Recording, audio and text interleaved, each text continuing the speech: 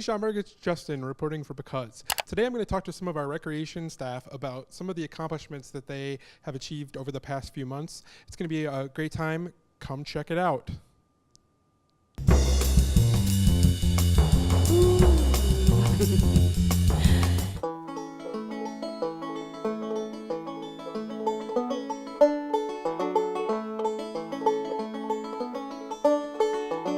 I'm here with Dave Brooks, the manager of Spring Valley. Dave, we're in Spring Valley Nature Center, and it's been a busy year here. If you could give the audience just a brief overview of some of the special events from the past year. Sure, yeah. So we do a number of special events here at Spring Valley. Obviously, a lot of them take place at the farm, but specifically at the Nature Center, our big events are the Sugar Bush Fair, which is in mid-March, our big pancake breakfast maple syrup event, one of our longest running events, but very popular. And then last year we did a new event for Earth Day called the Earth Day Party, which was held around Earth Day, which is late April. And we had a nice day, and we're just amazed by the crowd. It was just packed with families doing all sorts of fun things. So that's one that obviously we're going to repeat each year.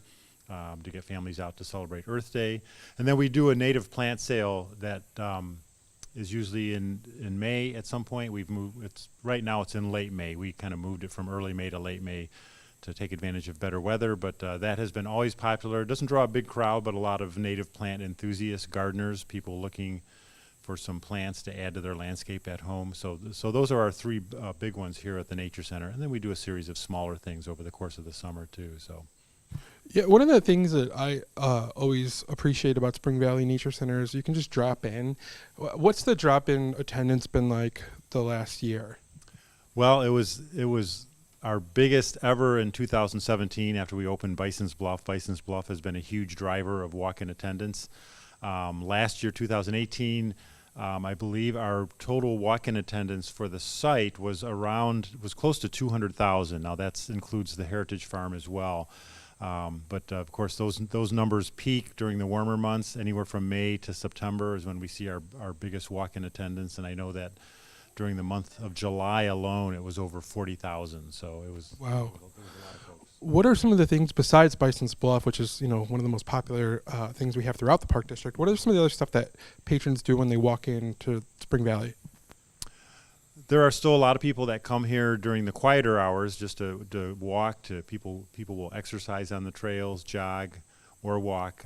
We still get bird watchers, photographers. We have an active group of plein air painters that come out here every summer, and you can usually see them set up either along the trails to paint, the wildflowers, or they often set up at the farm.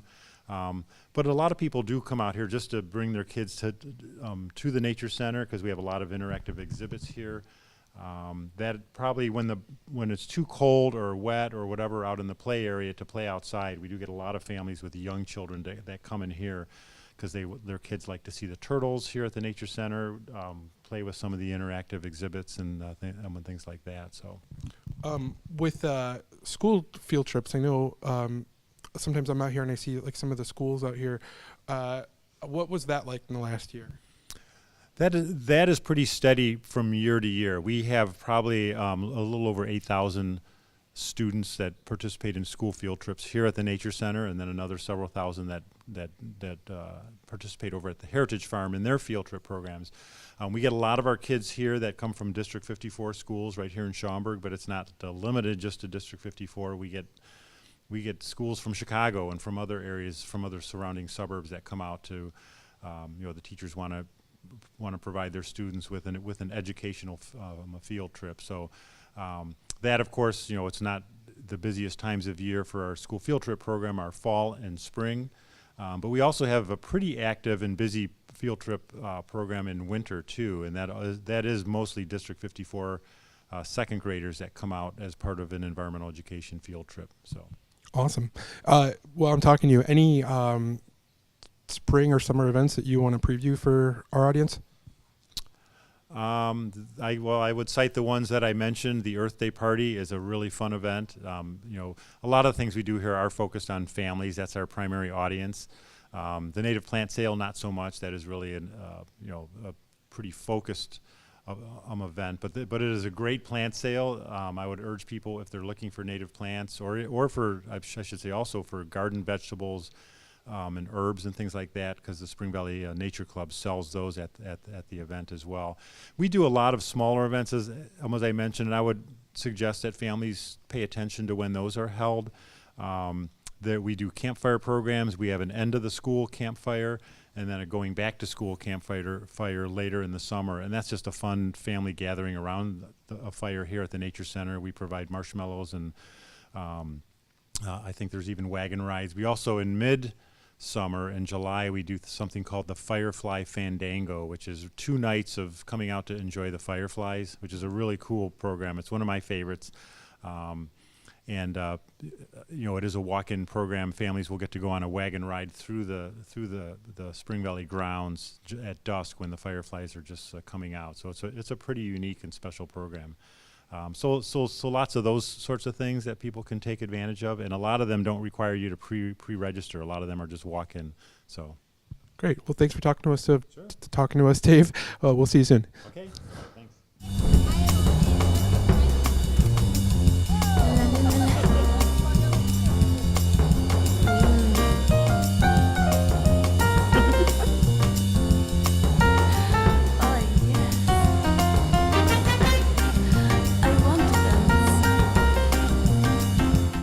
I'm over here at Schaumburg Golf Club with John Parsons, general manager of the Schaumburg Golf Club. John, thanks for joining us.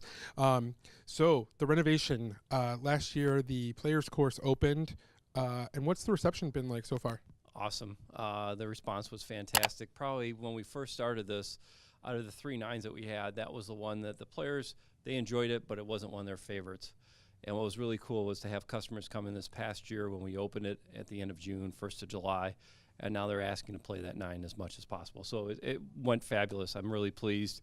I couldn't be more excited about it.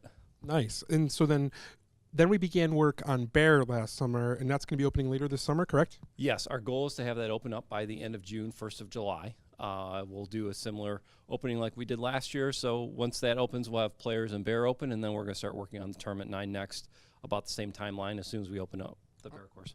Okay. And then so with Tournament, what are some of the key changes that we're going to be working on for that course? Yeah, it's going to be a lot like what we've done with the Bear course.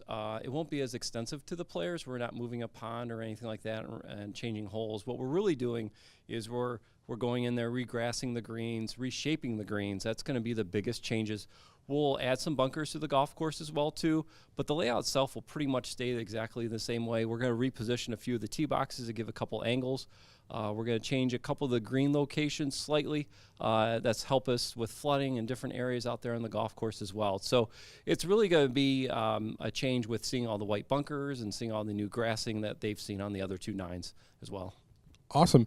Anything else going on at the golf course this summer that you want to talk about? Sure. We have a lot of programs coming up. Our PGA Junior League is a big program for us. Also, our junior camps. We'll start those in June, right as school gets out.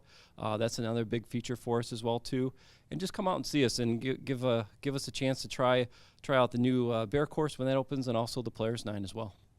Thanks for joining us, John. Looking forward to this summer. Thank you. Thanks for having me.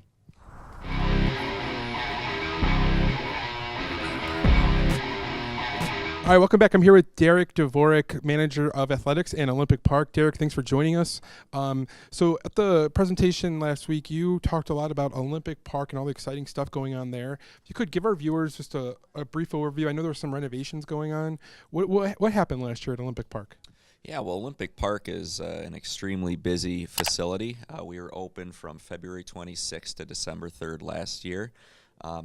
We had all kinds of rentals, tons of soccer, softball, lacrosse there. We ran 23 tournaments last year, and the renovations you mentioned, we had 3 of our turf soccer fields re-turfed and last summer. We have 3 more coming up this summer, so that'll be very exciting to have brand new turf out there. Cool. So besides like the athletic stuff, there's a skate park, correct? Is that pretty well widely used? Yes. Skate park, we don't do many programs out there, but it's a fun place for the younger crowd to hang out and enjoy. And we also have 100 garden plots out there for those folks that don't have a garden of their own. They're able to use a garden plot and plant veggies and that kind of stuff. So there's a lot to offer at Olympic Park. Nice. Well, thanks for the information, Derek. We'll look forward to seeing you out at Olympic Park.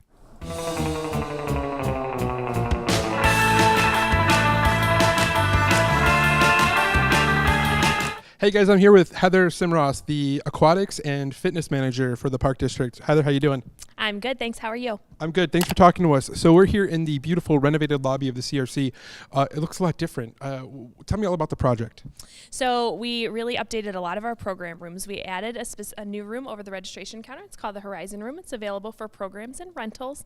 And we also got to finish the renovation from 2017 and update all the other program rooms. The Discovery Room, which has got the play spot for kids, is fantastic, and people love to use that for birthday parties or for programs. And then as you can see, the lobby is gorgeous. So we're looking forward to updating the building so that it's more friendly for the users. This is really one of our busiest facilities. Are we still seeing a lot of visitors on a daily basis, rentals and all that stuff? Yeah, so last year we had over 200 room rentals for the facility, and actually considering that we were shut down for about 6 months, that's a pretty good number, and we look to probably double or triple that this year with the beautiful new program rooms. The Waterworks over the last year had over 30,000 daily users. Wow. That doesn't include members or pool pass holders, so the place has happened. There's always something going on here. And coming up on spring, there's a ton of special events down at the Waterworks. The Egg Hunt, right, is coming up. The Underwater Extravaganza, yep, is coming up in April. So it's a fun event. If you've never been to it, we literally drop hundreds of little plastic eggs into the pool, and the kids get to go collect them, and then they get a prize when they turn them in. It also comes with crafts and a DJ, so it's a really fun event for families. Nice. And then the Bunny Bash, right? You guys host that still here? Central hub for the Bunny Bash. We're really excited about the Bunny Bash, so that's actually going to be April 13th on Saturday. So that event takes over the whole building, and there's also petting zoo outside, as well as pony rides and egg hunts and good time. Outstanding. Well, thanks for the info, Heather. It looks great. We'll see you soon. Thanks. Have a good day. Thanks for joining us today. It's been a great time. Hope you enjoyed it. For more information on Park District programs and events, check us out at parkfun.com.